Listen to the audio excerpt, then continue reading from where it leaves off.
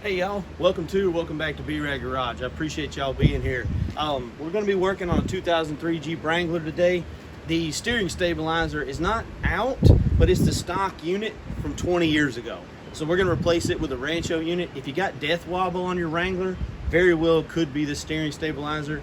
I'm lucky I don't have that right now. My cousin just got through dealing with that and this fixed it, so I'm going to try to catch it before it starts. So if y'all want, we'll take a walk around this thing, look at it a little bit. I really appreciate y'all commenting, liking, and if you like the content, please consider subscribing. It really helps a ton. So thanks y'all. Let's take a walk around this thing, see what we're working with. So this is my 2003 Jeep TJ Wrangler, or Jeep Wrangler. It's a TJ is the kind of the model. I really like this rig. I know it may not be for everybody, these little rascals, but I always wanted one, was lucky enough to get one from the original owner. She was a super nice lady. Has a hard top and everything's just off right now because it's hot as all heck in Texas, so we're going without the top and doors and stuff. So yeah, we just put Rancho shocks on it. Don't know, no, we're not gonna be able to see here. Let's see, what do we got here? Can you even see them? Maybe. Yeah, right in there. We put Rancho shocks on it, so after the budget came back around and allowed, I got a steering stabilizer, and we're gonna put that in today. I've been soaking these bolts down in penetrating oil. Let's hope that's a help. So let's see what kind of tools we're gonna need to get this done, y'all. All right, y'all bear with me at the fan and the shaky cam. Looks like we're gonna need a 15mm socket, an 18mm wrench, and a 19mm. I swear, y'all, I never used 19mm anything until I started working on Dodge, Chrysler, Jeep products. It's crazy. But anyway, we're also going to need some kind of pair of pliers or something to pry off, cut off, etc. the Cotter Pin that's in the castle nut on the front part of the steering stabilizer. So we'll look at that when we get out there. Next thing we'll do, let's check out this new stabilizer from Rancho. All right, y'all, here's that Rancho, part number RS5407, whatever non-gas unit stands for. I guess that means like a shock where it's charged with fuel with gas. Let's see. Yep. Come on now, this is amateur hour. I apologize, y'all. Okay, oh sweet, hardware. I was wondering about that. Okay, single unit. Oh good, this goofy looking bolt, there's that castle nut. I'll show y'all what that looks like on the other one, is in here, and this is some kind of sleeve and or spacer. Also, it's worth noting this is for a stock Jeep Rubicon, which I don't think had any lift from the factory in 2003, so this is a stock replacement unit basically just from Rancho. So let's take a look under there and see what it looks like for the removal process. All right, here's the unit in question. Tiny little rascal here. 99% sure it's the stock unit. As you'll see, I've been soaking these down in penetrating oil. This is that castle nut I was talking about that we saw in the new batch, so that's great. If something happens to this one, we don't have to reuse it. That's good. So there's a cotter pin in here. So if I can get under there for y'all. Focus, come on. Yeah, so it goes through the actual bolt. This castle nut has these ridges, and it fits between there, so it can't back off. You don't want stuff falling off, you put a castle nut on it. There's also a back off right here. This is what we'll hold on to with our 19, and I believe this is the 18, so we'll take this out, try to back that off. And then on this side over here, I'm hoping it's pretty straightforward. That bolt is also a 15 with a very large 19 backup that I don't know if y'all can see. Right here. So we're gonna have a wrench sticking straight up in the air against the frame rail, and then a socket over here. Now I have a, oh dang it. Now I have a 1/2 inch wrench. You might could get by with a 3/8, but since I have it, I'd rather have the extra leverage. So I think I'll try to get y'all set up somehow, and we'll try to start with this castle nut. All right, y'all can watch me struggle with this cotter pin. It might be amusing. Let's see, looks like it's bent. I know there's some cool like old timer tricks to get these out, like in one shot or you know, with not too much hubbub, because usually I'm trying to pull them back out and that usually doesn't work. Like it's not working right now. And then let's see, try to get it straight. I'm gonna try to kind of bang it back. You see our crescent hammer here? I'm almost wondering, do we break it off? Oh, I think it's just gonna break off on its own. Yeah, this is not probably the right thing to do. I'm trying to get one of them broken off so I can hopefully get it through. Nope. Where are you? Are you right there? It's like it's hammered through. I'm gonna have to get like a pick or something in there, see if we can pull it through. I'll be back, y'all. All right, y'all, we're not giving up yet.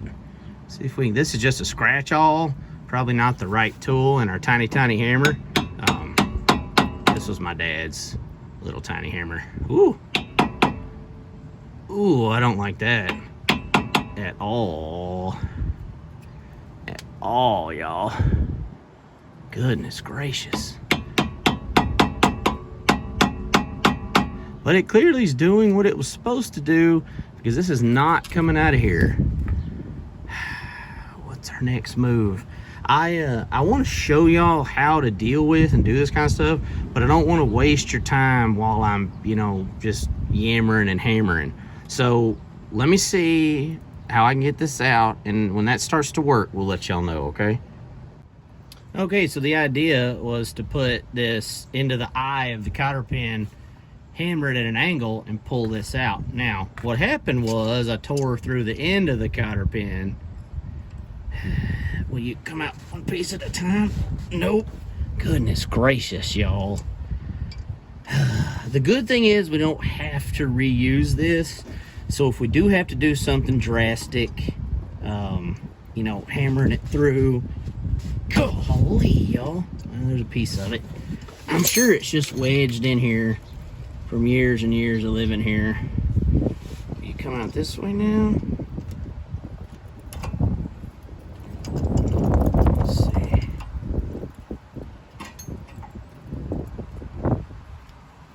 Goodness gracious. I know y'all seen the posts and people joking about how every job is just one snap bolt away from being, you know, a pain in the rumpus. And that might be what we have here. Yeah, this is gonna break. Let's see. So I might try to find a nail or something that's close to this size and try to punch all the way through. I don't think I have a punch that small, is why I'm saying nail. It's not necessarily the right tool, but it's like I always tell y'all, I'm gonna take y'all along for the actual ride. I'm not gonna make it up or seem like I'm super awesome or that this is all super easy. Now, I think it's worth doing, but it's not super easy. Okay, that's definitely not gonna grip it. All right, I think we're gonna have to try to bust this through, and this is the only side we have any kind of room for. So yeah, let me get back to y'all. All right, y'all, as you can see, it might look like the cotter pin's out, but it is not. Basically torn off to the bolt here. There's still pieces here. I have tried to hammer a nail through it, bent the nail. I'm using probably the wrong tool with this scratch awl. I don't have a punch this size. I think probably trying to get a punch and knock it through would be good. I'm wondering if I actually do have an impact. I'm wondering if putting an impact on this and trying to see if it'll just break loose. I don't know. I feel like I'm right here on the edge of the castle nut here, and I need to be in the middle. However, when I put just my strength on it, which isn't all that much, y'all, but when I put that on it, I can't get it to move at all. I just need a little bit. So I'm hoping that ratcheting of the impact. I don't love jumping to that, especially because y'all might not have that. I always want to try to do this stuff with tools that you have or can get a hold of easily. But we might be out of luck here. I'm not sure what the right answer was on how to get that out. It's real tight right here. Would have been nice if it originally went in this way and had the tails out here. But I understand why they went this way. Tails over here where you could pull it. You had more room to pull it out. Just so happened it's not working out for us. So I might put the impact on it, see what happens. I still got a little bit right here, so this is not going to want to go below it. And if we ruin the threads, then we're really in trouble. So I don't know. I mean, there's different ways to do this. You can try to heat to actually get the nut loose and this and that, but I just don't know. I'm just going to keep fighting with this thing and then tell y'all the solution that finally fixed it. Okay, y'all, in the end, it looks like I just had a 3/4. It was close enough. Looks like the end brute force might be enough to get this off. This is going to ruin the threads, the nut. I mean, this is not what you want to do. Thankfully, we looked in our tool, we looked in our box, and we saw we have this hardware, so we don't have to reuse this. So I'm gonna keep this right here because of the locator over here. But it looks like, y'all, in the end, we had to end up basically kind of ruining this by running this through. Now that cotter pin's pretty soft, so it's possible if you had to salvage this, you could. But yeah, not great, but sometimes that's how it works. Let's see if I can't get y'all set up on the other side. All right, y'all, the setup up here is 19mm on the back off. I'm hoping it hits the frame, but I'm real bad about thinking backward and not getting it the correct way. So it's possible this is the wrong way.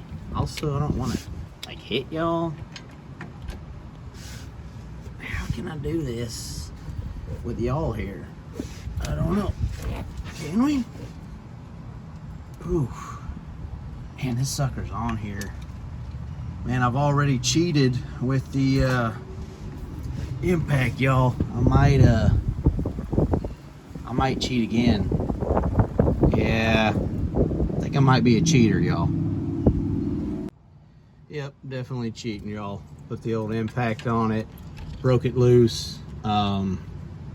There's nothing crazy behind here, just a big flange bolt or a flange nut. So gonna zing-zang this one off. I think if you were gonna do that and didn't have an impact, you would absolutely need a 1/2" wrench, 1/2" ratchet, you know, and an extension, and maybe even a cheater. I'm sorry that I'm cheating on y'all, but I think that's the only way I can get it. I tugged on it a few different directions without the camera on, and I could not get it to budge, y'all. All right, y'all, so 100% honesty, I did put the castle nut back on here by hand, and I was tapping on this with my regular, like my little baby hammer. I started to get a bigger hammer, and I was looking around. This is all steering components. I mean, this is solid bar and everything, but I just didn't want to just be wailing on this, and I thought, I wonder if that's tapered. And if it's tapered, my old man was a mechanic and welder for many years, and he always taught me if they were tapered, you might have to get your hammer and bang on the side of like the tie-in rod or whatever you're working with. And that was how it loosened it. Hitting here would loosen it. And I totally believe that because you never told me a lie. And I actually did some research on a couple of old Jeep forums, and that's what they said. They said, go ahead, you know, and bang it from here, from this side, should loosen it up from the taper, then you can pull it out. Well, I don't know. I was nervous about hitting it, so I think I'm gonna get a specialty tool, which you might not have to have, but I'm gonna get like a tie rod separator. It's a little set of jaws and has a kind of like a 3-jaw puller, but it just has the 2, and I should be able to run the impact up in here and push this out with, you know, steady force instead of hitting it. But I'm positive that would work if you were hammering from the side. Like I say, forums had said it, and I believe my old man when he said it as well. So I'm gonna try to get that thing set up, and then we'll see what that looks like. All right, y'all, so like I say, it's a kind of a set of jaws right here. There's actually some flat spots on the top here, so maybe this is actually what they want you to do. And I've tried to center this part of the screw here with the bolt that's going in. And the idea is that when you put your impact on it, it should be able to push this through and force it through without beating on it. Plus, I was worried I would mushroom or mess up that bolt too. So Let's see if we can get that to go. Okay, there we go. Easy peasy lemon squeezy. Those are less than 20 bucks at Harbor Freight. I'm not saying you have to have that. If you don't have the impact and stuff, I totally get it. But I wanted to do that without, like I say, without beating on these steering components. It made me nervous that they can move a little bit. There's grease joints and stuff everywhere. So anyway, y'all do what you can with what you have. But it looks like that's a good, easy way to do it. Okay, y'all, this is interesting. The diagram for me is going to be upside down, but the words are written here. So this is going to be the top coming down through here. So it looks like we got our castle nut's going to be on the bottom, so it's inverted down here. Got our key in it. Going through here, washer on each side, nut on the top side. I believe this is like a lock nut, has these little dimples in it. Also, it's a backwards orientation to my other one. This one, the larger part of the shaft is on the left side where the actual like tapered edge is, and on this one the larger side's on the other side. Looks like it's gonna fit. I kind of test fitted it, but oh, another thing, it does not come with this bolt that goes through, so make sure you're being careful when you get that one and try to salvage that one, because I'm sure it's a hardened bolt and would probably be hard to get a hold of. Probably can't read it. I bet it says 10.9. Yes, it says 10.9, which is metric for like grade 8. So anyway, I'm going to try to kind of mock this up, set it up in there, and then when it's ready to put in, I'll show y'all what that looks like. All right, y'all, this is what we ended up with. We still want our hole facing towards the front of the Jeep. They did change fitting sizes. This was an 11/16 and I had to use a big crescent wrench on this one. So got nut, washer, basically nut, part of this. I'm gonna hook in this part first with the old bolt, then kind of stretch it and get it to fit in that tapered edge. Well, now that I think about it, no, let's do that backward. Let's put the tapered edge in first. That way there's less force and wiggle on it. And then this, we're basically only gonna have to spin it. So let me get that up in there and we'll tighten this puppy down. All right, so we're gonna go tapered part first. That way there's less chance of hitting anything. Yeah, just gonna have to trust that that's right. Push this in. It's like the opposite of a shock. Wants to go in and not out. And then over here, and let's hope that just magically locates perfect for us first try. What? Heck yeah. All right. Oh no, I'll lose it. Maybe circle around here. Try not to get in y'all's way. Oh, I hate working blind. So much of mechanicking though is working blind. Let's see, start way back here. There we go. I had some penetrating oil on this one too to kind of keep it loose. I did not know I was going to need it, but anyway, I'm glad I did. So we're going to tighten that one down. This one, I don't think I'm going to zing-zang it with the impact. You see we've got our hole right here so a cotter pin can go in. And we'll put that cotter pin in, and then I'm going to ask y'all how y'all put cotter pins in, because apparently there's a debate. And who knows, I'm probably doing it wrong. Be back in a minute, y'all. All right, got her all snug down. And this is what I was mentioning. Some cats like to take the longer side of the cotter pin and pull it one direction.